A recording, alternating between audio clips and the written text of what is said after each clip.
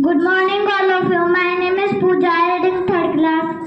मैं आपको हिंदी ग्रामर के बारे में कुछ सुनाना चाहती हूँ। शब्द के भेद: संज्ञा, सर्वनाम, विशेषण, क्रिया, क्रिया विशेषण, संबंध बोधक, समुच्चय बोधक, विस्मयादि बोधक। विराम चिन्ह: पूर्ण विराम, अर्थ विराम, अल्प विराम, द्वितीय बिंदु, प्रश्नवाचक चिन्ह, विस्मयादि बोधक चिन्ह। लिंग के भेद: पुल्लिंग, स्त्रीलिंग। वचन के भेद: एक वचन, बहुवचन।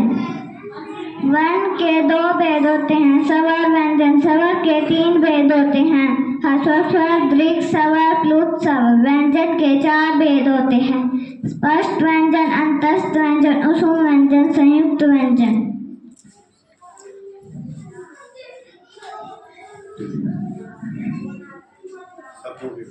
शब्दों के भेद: उत्पत्ति के आधार पर तत्क्षण, तत्भव, देशज, विदेशज। रचना के आधार पर रूढ़, यौगिक, योग रूढ़।